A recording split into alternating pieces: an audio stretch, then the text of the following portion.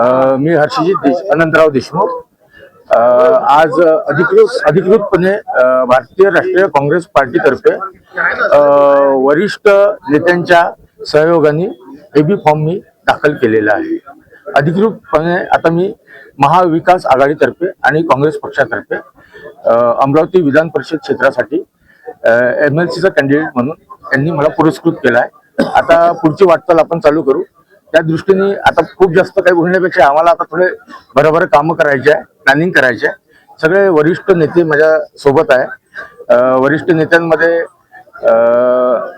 अमरावती जिल्हा अध्यक्ष काँग्रेसचे अनिरुद्ध उर्फ बबलूभाई देशमुख, खासदार बळवंत भाऊ वानकडे, अंजनगावचे आमदार लवटे साहेब, त्याच्यानंतर शहराध्यक्ष बबलूभाऊ शेखावत, महानगरपालिका काँग्रेसचे विरोधी पक्षनेते विलासभाऊ इंगोले, माजी महापौर मिलिंदभाऊ चिमोटे, त्याच्यानंतर चांदूर रेल्वेचे माजी आमदार वीरेंद्रभाऊ जगताप, सुधीरभाऊ उबाटाचे संघटक सुधीरभाऊ सूर्यवंशी,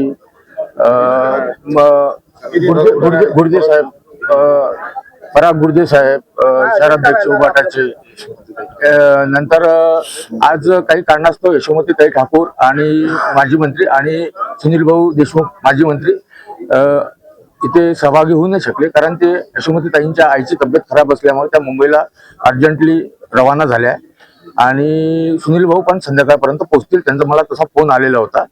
त्यांनी संदेश दिला की वरिष्ठ सगळे नेते तुमच्या सोबत आहेत, तर तुम्ही एबी फॉर्मची कार्यवाही पूर्ण करून घ्या, बाकी आम्ही आमच्या प्लॅनिंग मध्ये लागून जाऊ आणि पूर्णपणे विजयी होण्याचा आमचा जो मानस आहे तो पूर्ण करण्याचा प्रयत्न करू। मानस आहे, पण महायुतीकडे जर आकडेवारी पाहिली तर त्यांची मोठ्या संख्येनं आहे। सर, आकडेवारी आमची महाविकास आघाडीची पण मोठ्या संख्येने आहे आणि दोन्ही पक्षांच्या आकडेवारीच्या व्यतिरिक्त काही अपक्ष आणि बरेचसे जे या दोन्ही पक्षांशी निगडीत नाही आहे असे बरेचसे नगरसेवक आहे।